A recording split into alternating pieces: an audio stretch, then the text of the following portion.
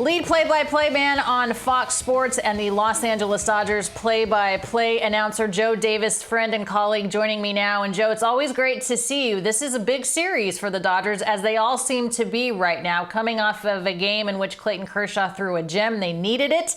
And of course, the Phillies are feeling pretty good about themselves lately as well. What did you see from Kersh yesterday?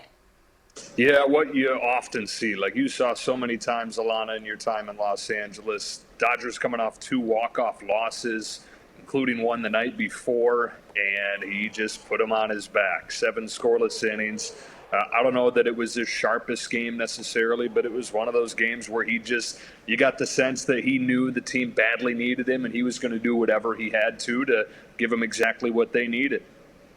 And the final strikeout of the game yesterday, Joe, was career number 2,900 for Clayton. He could very well finish his career or finish the season, another milestone moment for him. It seems as if Kershaw just keeps, if not maintaining, at least getting better. Yeah, it's unbelievable. I think that it's easy to take for granted how great he is, just because it's every 5th day, every month, every year, for 15 years now. And, the month of May was not good, which was jarring because rarely does he have a full month where he's not good.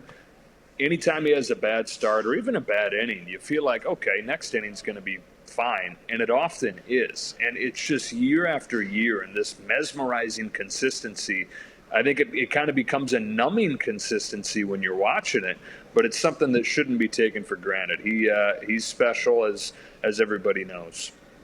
Joe, after Kershaw, there is a bit of a question mark in the Dodgers starting rotation. Noah Syndergaard recently placed on the IL with the blister issue, but if we're being honest, he has not had any sort of positive traction all season long. What needs to change for him? Yeah, I don't know. It's really, the stuff is not what it was before the injuries, but the stuff is just as good as it was last year in Philadelphia when he was a league average pitcher, which at this point the Dodgers would take as the 5th guy in the rotation, if that's what you want to call him. He's not been that. And he has continued to talk about how he's searching for the old him. I don't know that that's ever going to come. I don't know that it needs to come for him to be what the Dodgers want him to be. So he's going to get a week or 2 here to reset and figure things out. And he's somebody that, given the state of the rotation right now, they're getting healthier, but they figure they are going to need at some point this year as the roster is currently constructed. You think they go for it at the deadline? Obviously, they're going to be in the postseason. I mean, I'm taking it for granted that they are, but they need another arm and they need bullpen help. Is that the direction you think they're going to go? Well, the one thing that Andrew Friedman has always shown is that if there is a need, he's not going to be shy about going to get it. And one of the remarkable things that he's been able to do, and this front office has been able to do in his time here, is they make these big moves at the deadline every year, yet every ensuing year they still have a bunch of prospects to pull from to do it again. And I think it's a credit to the player development system that the Dodgers have, where they continue to churn out these great prospects. Sometimes they graduate to the major leagues. Sometimes they become parts of trades, like for Yu Darvish or for Manny Machado, or you name it. These deals the Dodgers have pulled off at the deadline. But yeah, I think that when you look at the team right now, the offense has been way better than they thought it would and has at times carried them. The pitching has not been nearly as good as they thought it would and would be the clear spot to be able to upgrade. No question about it. Will Smith having a career year for him, but there's an issue with Austin Barnes perhaps hitting the IL. What's the depth at catcher? What does it look like, Joe? Yeah, beyond him, probably Diego Cartaya would be the next guy. I don't think Cartaya is somebody they want to bring up at this point, one of the top hitting prospects in the system. Hopefully Barnes is okay. I think the fear initially was that it was maybe broken. I don't think that, well, we know that it's not broken after he got imaging done on that after the game. So they're breathing a sigh of relief on that. It would be interesting to see. I don't think anybody really wants to see what they would do if Barnes did have to go on the IL. When Will Smith went on the IL earlier this year, Austin Wynns came up. He's no longer in the organization. So it would be a mystery for sure what they would do if Barnes had to miss time. All right, we've been around this team long enough to know that there's an expectation to go to the postseason, to the World Series every year. Seems like the teams that we thought would be challenging them are not, the Padres specifically, but the Arizona Diamondbacks have a game-and-a-half lead. What has your take been so far on what you've seen in the NL West? So the Diamondbacks, Dodgers saw a couple times early on, and it was like, wow, this is a pesky bunch that's going to give a bunch of teams some problems. I don't know that, certainly I didn't think that here in mid-June the Dodgers would be looking up at the Diamondbacks. And I think at this point you have to say that it's real.